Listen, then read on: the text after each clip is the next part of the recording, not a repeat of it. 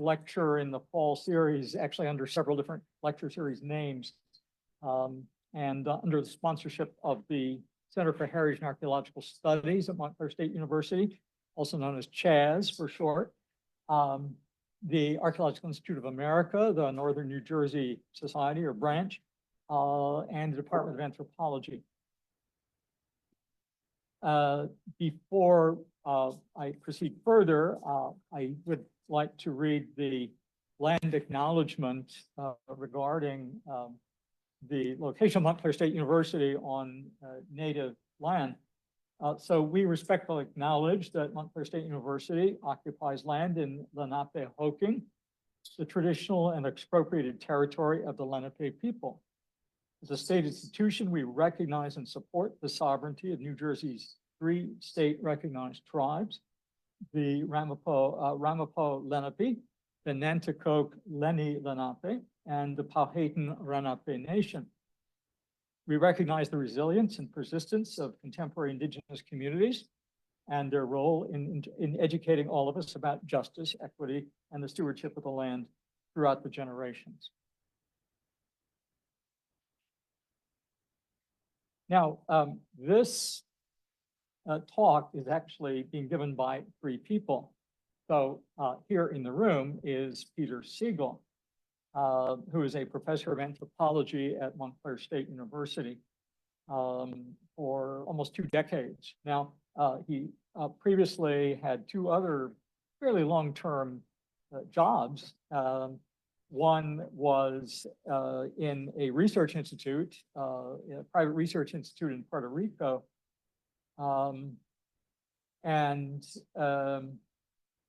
The other one was as a principal investigator and senior researcher at John Milner Associates, a cultural heritage firm based along the East Coast in Pennsylvania area. So now he's a professor at Montclair State, and he's a very, very productive scholar.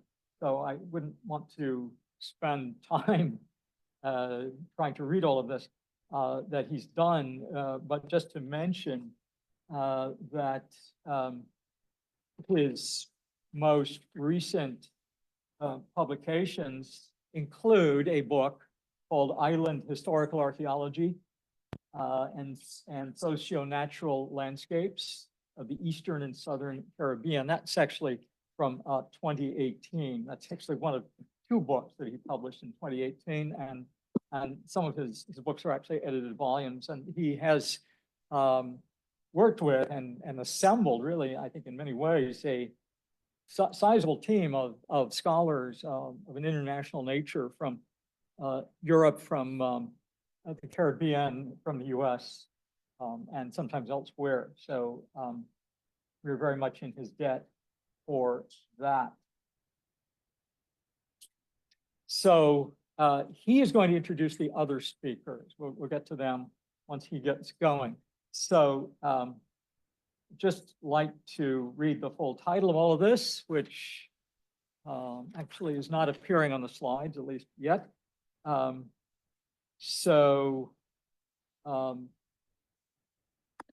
the title up there. Wait, we have, there we are. Yes, the title is there. Okay. You don't need. Yeah, Public Archaeology, Indigenous Heritage, and Afro-Jamaican Identity at the White Marl Site, Central Village, Jamaica. So you will learn much about that. So Peter, turn this over to you.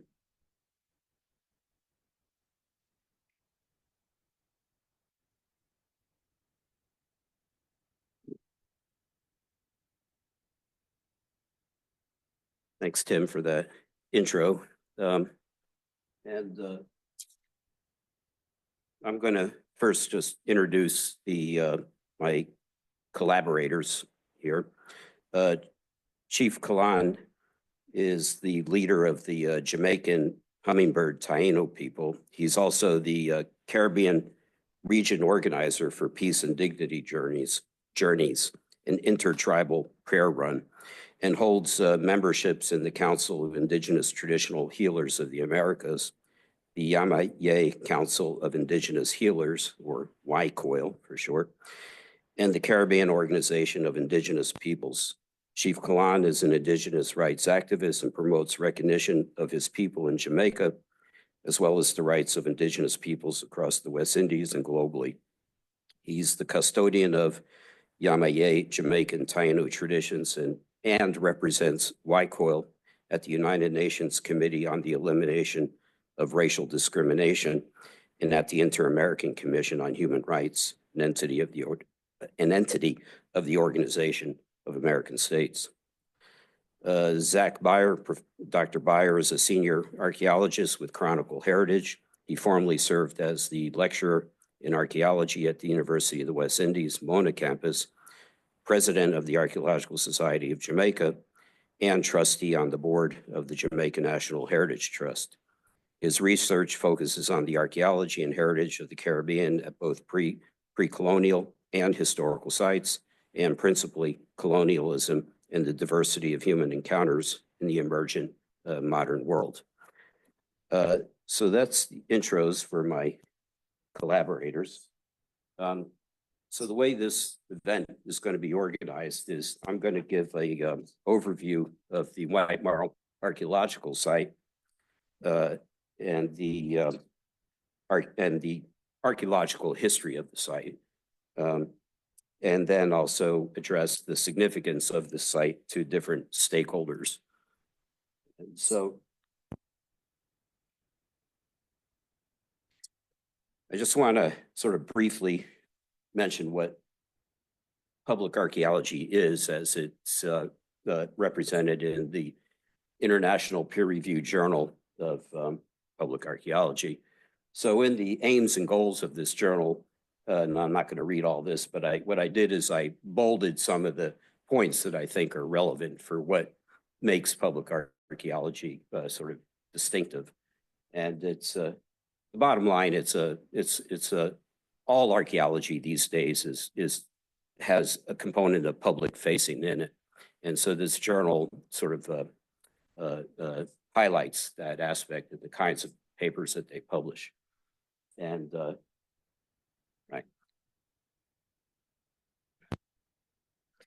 And so our presentation today is drawn largely from this article that we published in this journal recently. And so if you're interested in more than what we talk about, you can access the article. It's an open source document, thanks to the Dean's Office of CHSS. Right. So White Marl is the largest, most structurally complex Indigenous site documented for Jamaica.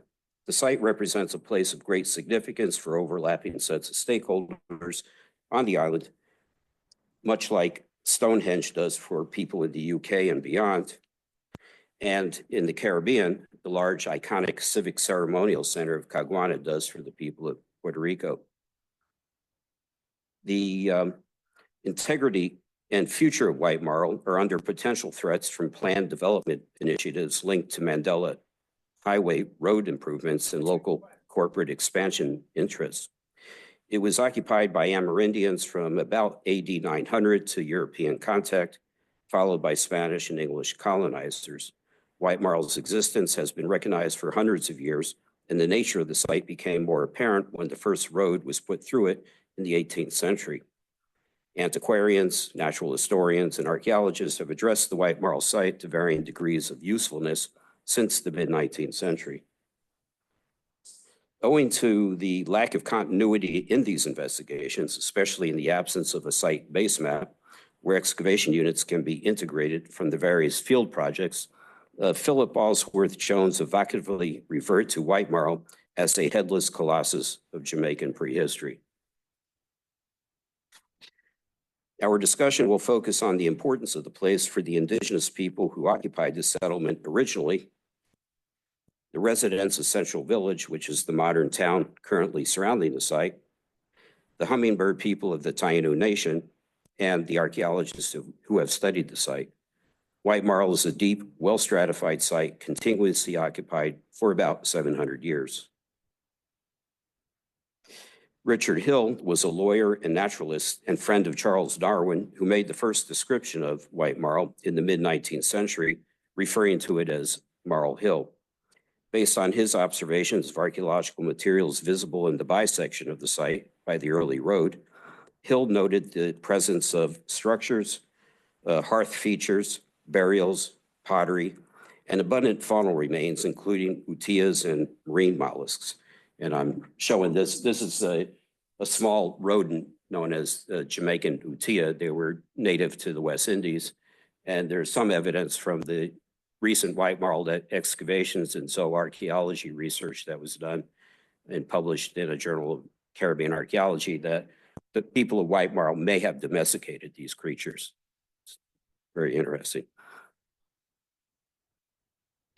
In his 1897 survey of Aboriginal Indian remains in Jamaica, J.E. Duerden summarized Hill's discussion of White Marl. The first systematic archaeology at the site was conducted by Robert Howard, initially with a few test units as part of his dissertation research in the 1940s under the supervision of Irving Rouse, and later more intensive excavations in the 1960s. The White Marl pottery style was identified by Howard based on his extensive excavations. Irving Rouse subsequently included the White Marl archaeological complex within the Mayacan Ostenoid subseries. Based on his analysis of White Marl and other Jamaican assemblages, Howard concluded that the island represented a form of prehistoric cultural retardation in comparison to other islands of the Greater Antilles, and it was seemingly in an out-of-the-way location.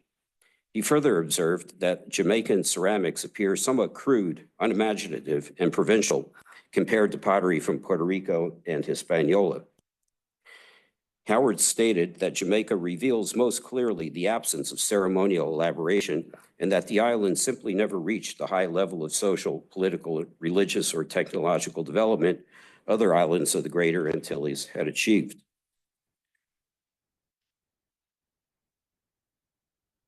In recognizing the importance of the White Marl site, the Institute of Jamaica, with Robert Howard's assistance, established a museum, laboratory, and residence in the area.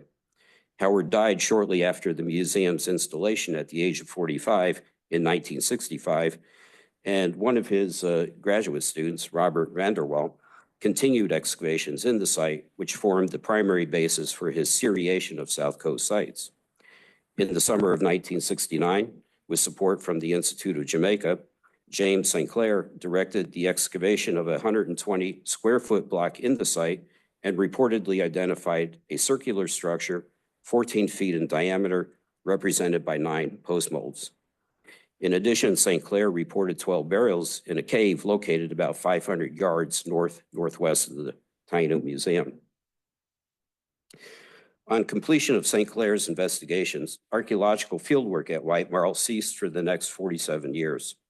This lack of attention did not reflect lack of interest, but an increasingly dire social, political, and economic context, which continues to the present day, largely related to political violence. And these are just some articles from Jamaican newspapers over the years talking about the violence that is endemic in this area. And here's one as recently as 2022, where some people were killed in gun battles in the village, in Central Village.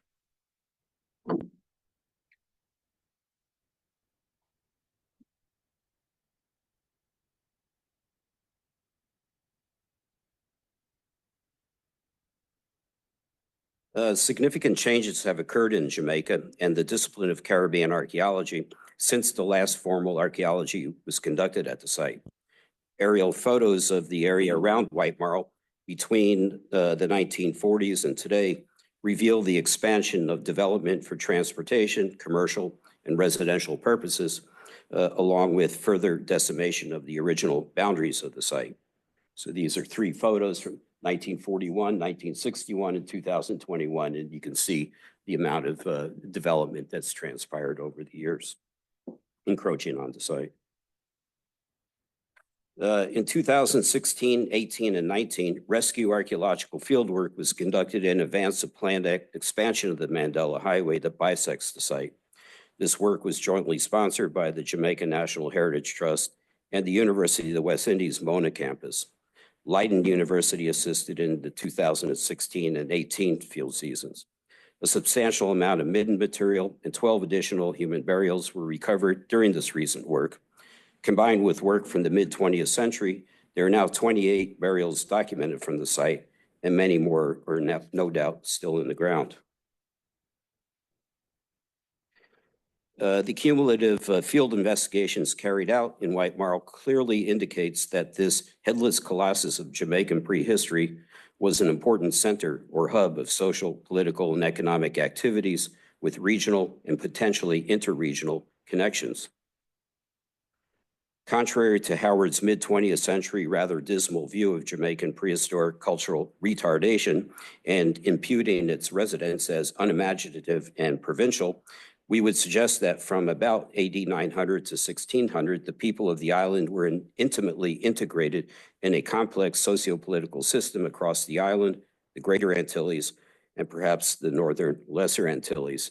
These are images, the two on the left are made out of pottery. They're images of shamans in a trance state linked to the cahoba ritual, which is a hallucinogenic plant.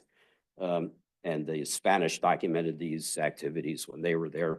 The one on the right is from Duridan's book, and it shows the twins, which are important mythological deities in Taíno mythology, also with one of these cahoba ritual objects. One on the right's made out of wood.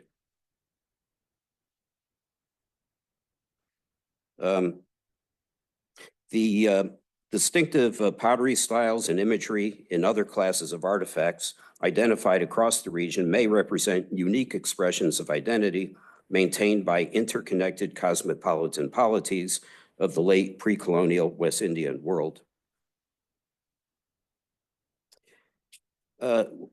We will now talk about White Marl as it relates to the residents of modern-day Central Village. The Taíno Museum was closed for good in 2007. With the increasing violence in the town, local and foreign tourists stopped coming to the museum. The museum complex was subsequently taken over by the Christian Rescue Mission. In talking with some of the church congregants, the place of White Marl is permeated with meaning and memory making. They also recognize some connection to the original pre-colonial settlers of the place, or the Taínos.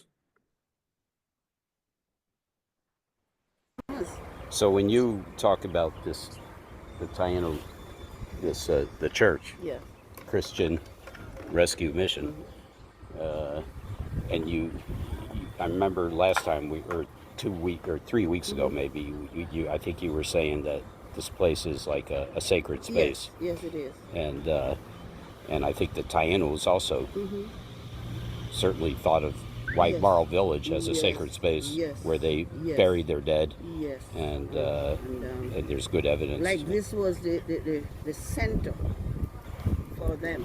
Yeah. You know, where the chief. They're fine. Yep.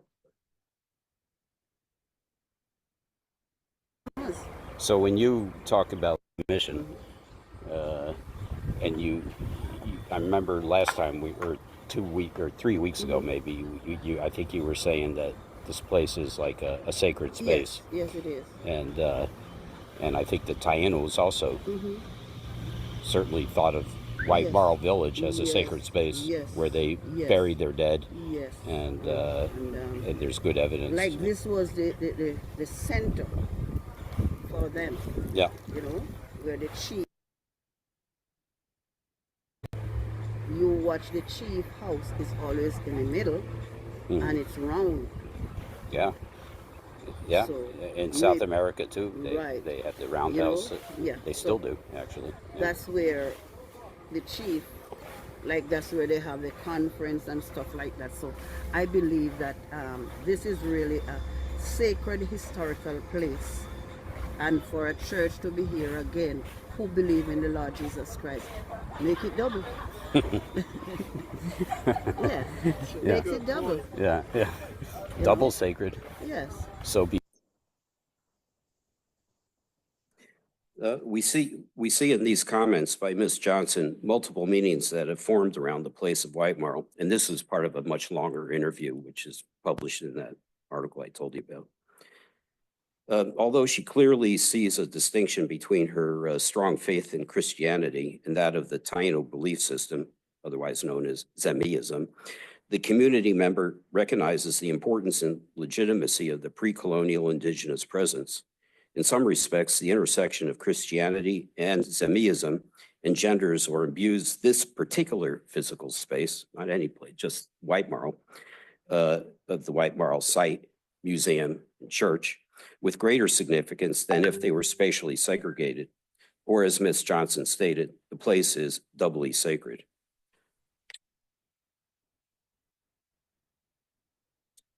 The Hummingbird people of the Taíno tribe also relate to White Marl, especially linking to the original indigenous settlers of the place. For Chief Kalaan and his people, this place is imbued with memory, symbols, and history, which are of fundamental importance to their identity. So for us, White Marl is a symbol of transformation. So there was the ending of an era, and the road opening represented another era, which we are into now, to reestablish a new connection, a new type of connection with this space. Right now, I can share that all of our community members that receive what we call a Yame Iri, which is a name, it means name of the land, right? Has a connection to White Marl, has to have some connection with that space. It is the thread that connects us all. They have to either be there physically or while there, some organic item, a tree bark, some old shell, something from that space would call to them. And then that would start the process in receiving their name, crafting their wiser, which for us is an item that is worn that represents our countenance, our spirit, that is connected to our name. So this space is really anchored in our resurgence. And our hope is that as there's this growth in our community and this awareness of Caribbean indigenous people, our rights and our place. So, and this is also part of a much longer interview in our paper. Chief Kalaan elaborated on what this little clip. So White Marl represents at once a crucial place of renewed identity for the current Taínos of Jamaica and in the diaspora, and a symbolically charged physical space to forge peaceful relations with non-Indigenous communities on the island and potentially abroad. White Marl continues to serve as a meaningful place for action, interaction, connection, and active memory making. And for the citizens of Central Village, this place of White Marl becomes an active stage of connection with the original settlers over 1,000 years ago. Those original settlers followed a belief system called Zemiism, which invoked direct communication and interaction with their ancestors. Zemiism would have been intimately linked to this place of White Marl. The current residents of Central Village follow a belief system called Christianity, which is also linked to this place of White Marl in the form of their church and Taino museum. At the same time, the Hummingbird people of the Taino Nation also linked to this place of White Marl. It is their ancestors who originally imbued this place with their memories, symbols, and history, which in this 21st century provides some sense of continuity in a landscape of meaning. Moving forward, this prominent place of White Marl is under threat of destruction by plans to widen the Mandela Highway that bisects the site. The Jamaica National Heritage Trust is doing its best to mitigate the impacts to this heritage resource of significance to different stakeholders. It remains to be seen what the future holds for White Marl as a Jamaican, Taíno, and West Indian heritage resource. In a worst-case scenario, this headless colossus of Jamaican prehistory is literally relegated to an increasingly faded memory for the diverse stakeholders who have found common ground in the place, and the only remaining tangible significance of White Marl may reside in the boxes of artifacts curated by Jamaica's cultural institutions.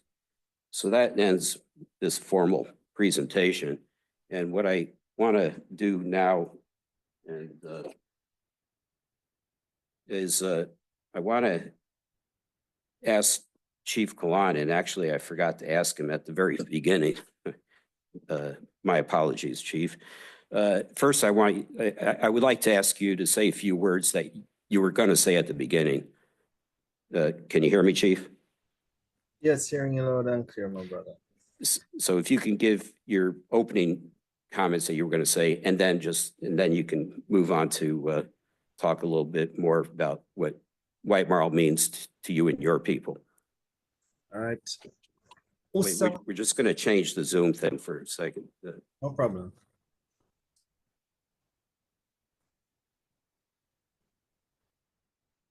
Okay. Okay. Right, thanks. Nibonrix kaimandiri kasike yukaiki ame wani daka. Konya wakia waka wamun operitono akia wailino. That shared in Wahiani, our language translates as our languages. Greetings, my relatives. My name is Nibonrix Kaiman. You can call me Kalaan, and I'm chief of the Jamaican Hummingbird Taíno people. And we're here to honor those who came before us and those who will come after us.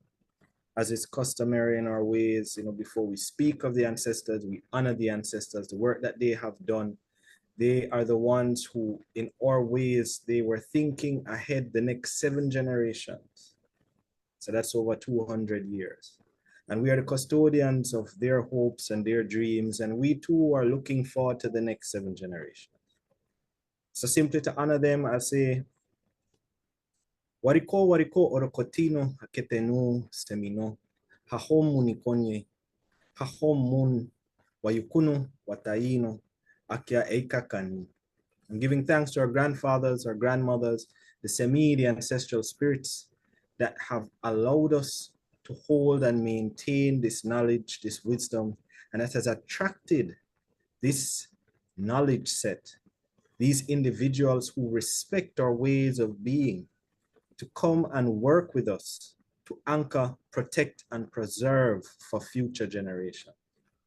Now, White Marl for our community, as it was touched on in the interview, for our community is a space of transformation. There are 2 celebrations that we have during the year, main celebrations at White Marl. Peter has been present at both, at various years. One is during March. We celebrate the equinox to the equinox. So the equinox is the actual day of equal day and night, and the equinox is when the sun moves over the celestial equator. It's said to be equal day and night, but it isn't actually. And then we celebrate in September the equinox, which is September 22nd, to the equinox, these transitions in time. So we mark time. We have these celebrations that marks time, marks transitions, marks transformations at White Marl. The transition from longer days and shorter nights to shorter days and longer nights take place there. And I believe it is fitting with what we are becoming aware of in the present contemporary situation of White Marl, these transitions that are taking place.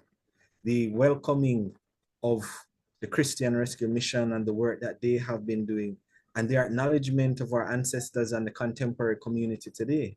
The collaboration that exists between academia, religion, and indigenous mindset, knowledge, and ways of being is an example of how to work in harmony. And I believe that White Marl is an example for the rest of the Caribbean and others that are looking towards engaging with indigenous peoples, that we have common ground anchored in the knowledge of the space, in the teachings of the space, and through approaching education and preservation with humility, with compassion and awareness that the only way to really garner true wisdom from these spaces is to honor those who were there prior, to approach it with a space of peace, understanding, especially for those working in Caribbean or indigenous spaces.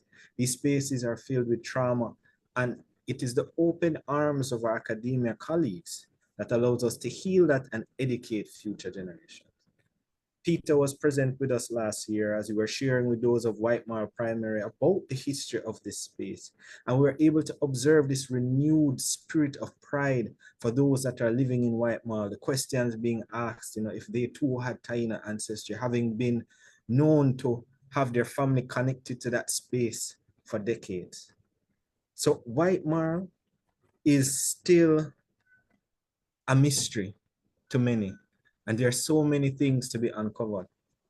Our desire is to move our celebrations from the actual Bohia site and where some of those remains were found to the other side of the highway to see what type of development can be done, to see what type of stewardship can be done in collaboration so that we can actively protect that site and allow others to benefit from the wisdom and the teachings that are present in the space.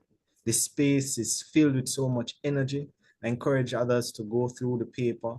They are sharing from our sister of Christian Rescue Mission, of visions, of dreams, of experiences that collaborate for someone who is not schooled in archaeology or history to be able to share so many truths just from being present in the space. And as we continue to be custodians of the space, invite others to come and experience the wonders of the space that is White Marl. So I thank Peter for the opportunity to share. It has been excellent work working with Peter and Zachary on this paper. And, it is our intention that this will inspire more collaboration, inspire more work, that we'll be able to elevate from that White Marl space future archaeologists and historians that can talk about their space, that can anchor others in awareness of how far this work can go and how it is inspiring others. The Christian Rescue Mission shared that since the reconnection with the Taíno community, the space has become peaceful. So there may be acts of violence deeper in Central Village, but around that space has been treated as sacred by all who are aware of it. There's now a new flock of birds that have taken up residence around that space that Christian Rescue Mission, along with our community, are caretakers of, to see what is it that we will be passing on for the next 7 generations. So thank you for my opportunity to share. Thanks, Chief, for that. I would point out that it's been very gratifying for me as an archaeologist to engage in this collaboration. I know that the history of interactions with indigenous people and archaeologists have often been quite contentious, especially in North America.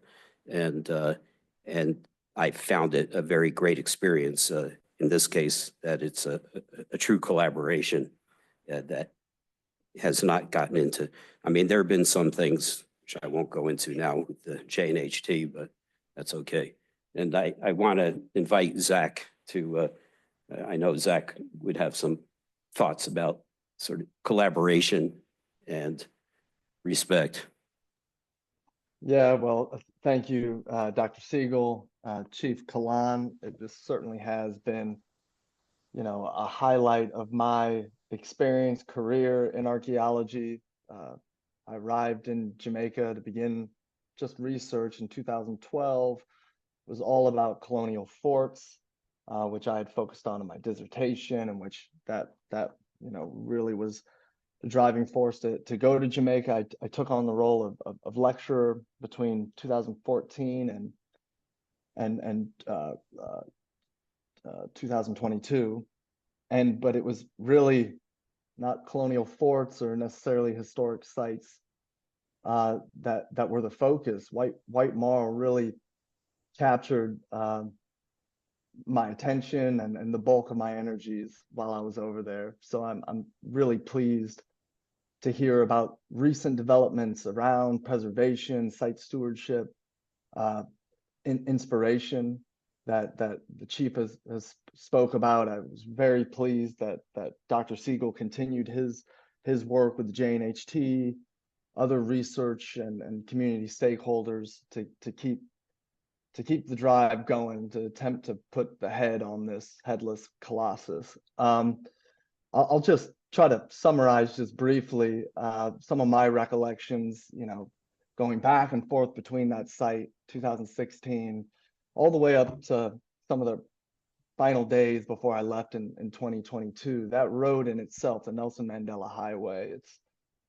it's significant, not only as a route that takes you across, the southern portion of Jamaica between some of the most significant mega cities of Kingston and Spanish Town, but it's as Dr. Siegel mentioned, it's a road that cuts directly through one of the most significant sites in Jamaican deep time, Jamaican history. It's got layers that involve Caymanas estate, so violence from not only the decimation of indigenous populations, but later phases of violence, and violence is still going on, right? And not only within the community, but also just in the relatively unmanaged state of the site itself since the closure of the museum. And ideally, we see renewed interest, renewed commitment to putting some type of heritage, managed heritage location there that the government and the surrounding community can equally have a role in. Just Hey, the Zach, can you elaborate? Just tell us what Caymanas Estates was and how that also represented another form of systematic violence. Yeah, apologies. That Caymanas Estate was, it's one of these early sugar plantations, and there was a number of estates kind of wrapped into Caymanas, forgetting the family name, but it was sugar, it was livestock pens. It relied on an unfree labor force of transplanted African, Caribbean Creoles, from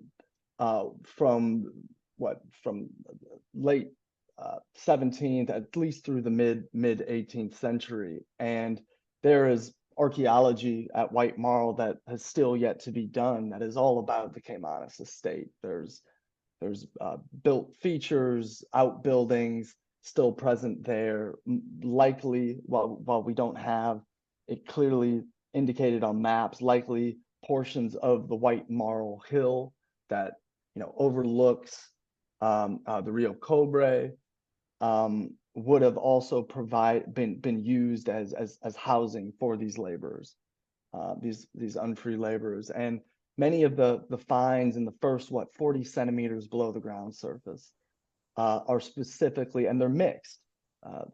Again, White Marl is this almost. I remember when my mom visited. Moms always have the greatest advice, greatest points.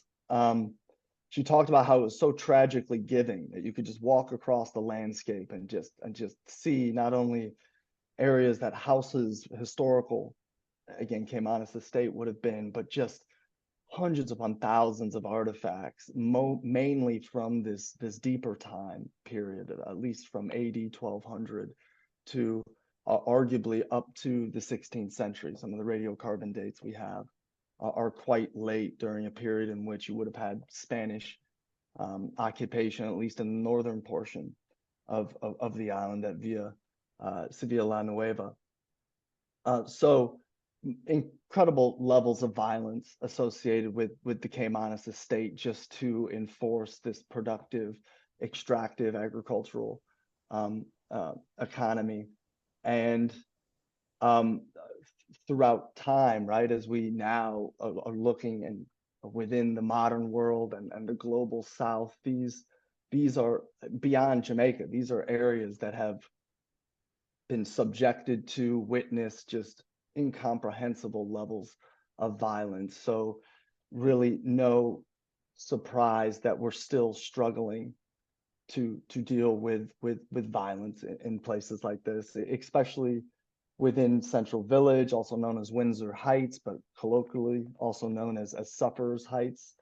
Dr. Siegel indicated some of the recent news stories. I mean, just to work in a place like that, and Kalaan knows this, myself, the JNHT had to establish close relationships with community leaders. They're often referred to as dons, strong men that are organized around political factions. The governing party right now is Jamaica Labor Party.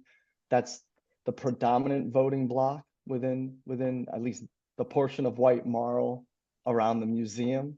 And correct me if I'm wrong, Chief. And on the other side is PNP, People's National Party. So we were actually really in the middle between some deep conflict that's motivated by politics, that's motivated by handouts for labor projects, by turning blind eyes to illegal trafficking of guns, drugs, humans. So a serious place to do archaeology at a very seriously important site.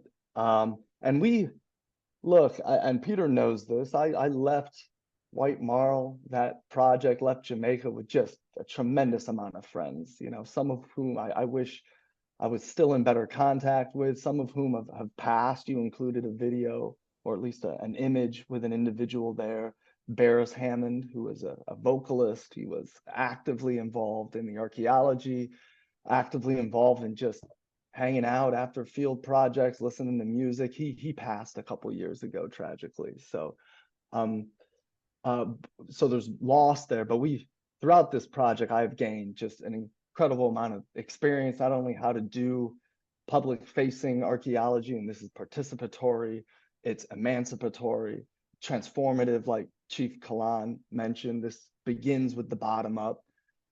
This begins with a clear focus on the community itself, not only as the surrounding groups that you'll buy your water from, your food, maybe a beer after the field project wraps, but that also is directly linked to how the site will be managed.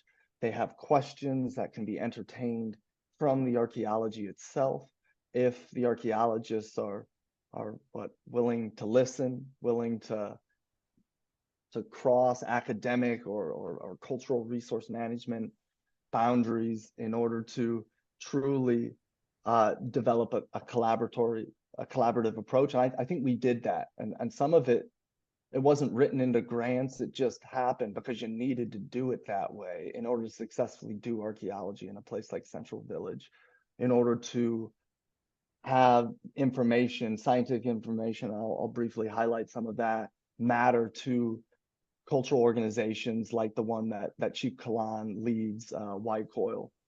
And the benefits from scientific collaborative archaeology is clear. I mean, we had the opportunity, and this was data recovery, rescue archaeology. If we hadn't been out there, and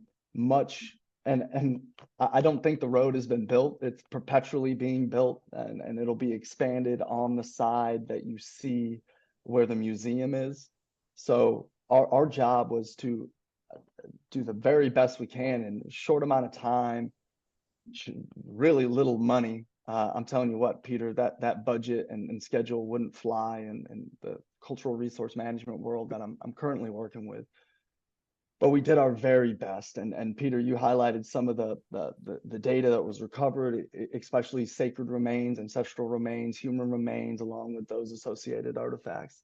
I had radiocarbon dates extending from AD 1200 all the way up to as late as, and again, this is standard deviation, as late as the 17th century, which is just wild if you think about, you know, the history of Spanish colonialism on the island and essentially the erasure of the First Peoples. This was the First Peoples Preservation Project. That's what I coined it when we were writing up grants, and I think we did that. We got radiocarbon dates. We better understood mortuary patterns. We had a clear understanding of diet based on starch grain analysis and our carbon and nitrogen isotopic analysis, finding some of the earliest evidence of chocolate in the Caribbean at the site of White Marl, finding, as Peter mentioned, clear evidence of captive management of species like coney, hutia, and just the sheer amount of those faunal remains, recovered there gives you the idea that these wasn't just haphazardly going out and hunting. There must have been some level of penning or confinement, or just coney flocking to the just rich middens, kitchen middens that would have been there. You do get the impression from the dietary remains that these people had really good diets, didn't want in terms of their food at least, and had a really rich lifestyle that not only is reflected in the diet, but as Peter's work has recent work that I've been able to collaborate on, it's reflected in ceramic technology as well. Other studies I was able to supervise and contribute to and involve environmental science, how the forests and the domesticated plants would have changed over time from an early phase with relatively sparse vegetation to then a landscape that was actively being managed. You have plants and tree species being deliberately planted, palms, manioc crops, and that's reflected not only in phytoliths but also in large amounts of charcoal remains. To the last phase, which is much more open grassland, equally managed, but now under a different regime of agro industry reliant on enforced and unfree labor. And we saw all that coming out of the ground at White Marl. Most excitingly, well, all of it's exciting for me, especially if you're into archaeology, Jamaican archaeology specifically, has been a recent, Chief, this hasn't really been recent. We've been working on this ancient DNA project now for years and years, and it's still ongoing. We're looking forward to a collaborative publication, the collaborative return of any of these remaining human remains samples that left Jamaica. And this was samples from White Marl, but this was 50 samples from all over the island. And Chief Kalaan knows we had it seems just yesterday, but I guess it was beginning of the year, Kalaan, a lot has happened. We had a stakeholder meeting with not only the research institutions that contributed these samples, but also WhiteCoil, members of WhiteCoil, and we shared the reality that 35 of these individuals were successfully analyzed. We got ancient DNA for 35 individuals across Jamaica, a handful of them coming out of White Marl. We've identified a family at White Marl, at least 3 members, which I don't think many people are surprised that, this is a village, you live with your family, but it does really bring out, I think, that striking message for groups like yours, Chief Kalaan, for the surrounding community, for Jamaicans writ large, that this is a sacred, personal, important place where families over thousands of years lived well, and died and were buried with their loved ones. We found other families at the Cambridge Hill site, a family that numbers 11 members across several generations. We even found an admixed individual. This is from the site in central western Pantrapant. I'm mispronouncing that, Chief Kalaan. Admixed individual combining indigenous Amerindian DNA with African DNA, really underscoring the reality. And I think anybody with a bit of sense realized that indigenous survivors were flocking to and combining with either runaway maroon populations in Jamaica or just transplanted African, then as generations moved on, Creole born, Jamaican born, Afro-Caribbean peoples.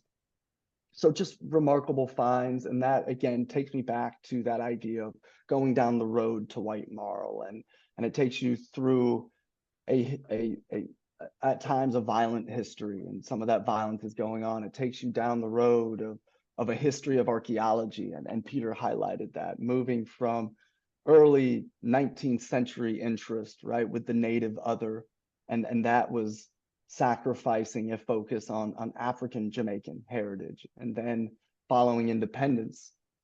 Well, prior to and following independence, you see a style of archaeology, or cultural history style of archaeology. Robert Howard really is a clear example of that. And while he did some great work, the interpretations at times were just unfair, unrealistic, and at times even demeaning. To then post-independent Jamaica, where you really, and rightfully so, get a clear focus on African Caribbean identity.